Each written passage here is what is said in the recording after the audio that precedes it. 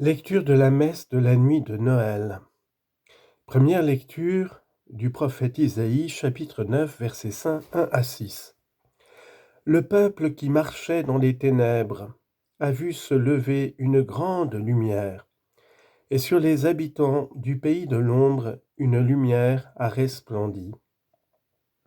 Tu as prodigué la joie, tu as fait grandir l'allégresse, ils se réjouissent devant toi, comme on se réjouit de la moisson, comme on exulte au partage du butin. Car le joug qui pesait sur lui, la barre qui meurtrissait son épaule, le bâton du tyran, tu les as brisés comme au jour de Madian. Et les bottes qui frappaient le sol, et les manteaux couverts de sang, les voilà tous brûlés. Le feu les a dévorés. Oui, un enfant nous est né, un fils nous a été donné. Sur son épaule est le signe du pouvoir, son nom est proclamé, conseiller merveilleux, Dieu fort, Père à jamais, Prince de la paix. Et le pouvoir s'étendra, et la paix sera sans fin pour le trône de David et pour son règne qu'il établira, qu'il affermira, sur le droit et la justice, dès maintenant et pour toujours. Il fera cela l'amour jaloux du Seigneur de l'univers. Parole du Seigneur, nous rendons grâce à Dieu. Lecture de la lettre de saint Paul apôtre à Tite, chapitre 2, versets 11 à 14. Bien-aimés, la grâce de Dieu s'est manifestée pour le salut de tous les hommes. Elle nous apprend à renoncer à l'impiété et aux convoitises de ce monde et à vivre dans le temps présent de manière raisonnable, avec justice et piété, attendant que se réalise la bienheureuse espérance, la manifestation de la gloire de notre grand Dieu et Sauveur Jésus-Christ, car il s'est donné pour nous afin de nous racheter de toutes nos fautes et de nous purifier pour faire de nous son peuple, un peuple ardent à faire le bien. Alléluia, Alléluia, le Seigneur m'a dit, tu es mon fils, c'est moi qui aujourd'hui t'ai engendré, Alléluia.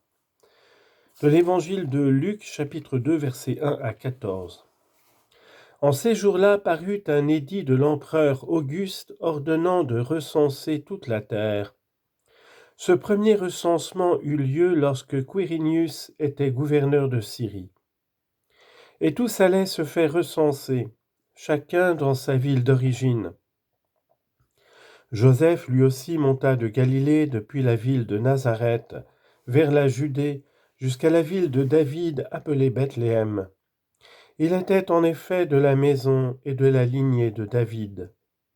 Il venait se faire recenser avec Marie, qui lui avait été accordée en mariage et qui était enceinte.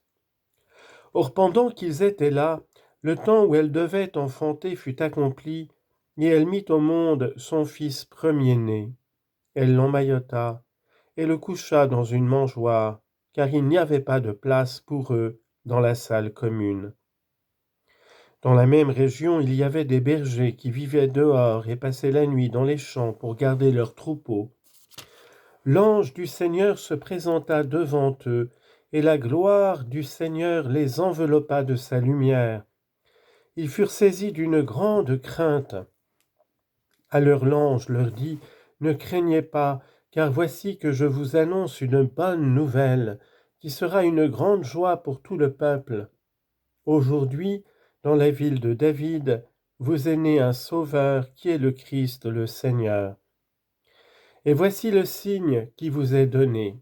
Vous trouverez un nouveau-né emmailloté et couché dans une mangeoire. » Et soudain, il y eut avec l'ange une troupe céleste innombrable qui louait Dieu en disant « Gloire à Dieu au plus haut des cieux et paix sur la terre aux hommes qu'il aime. »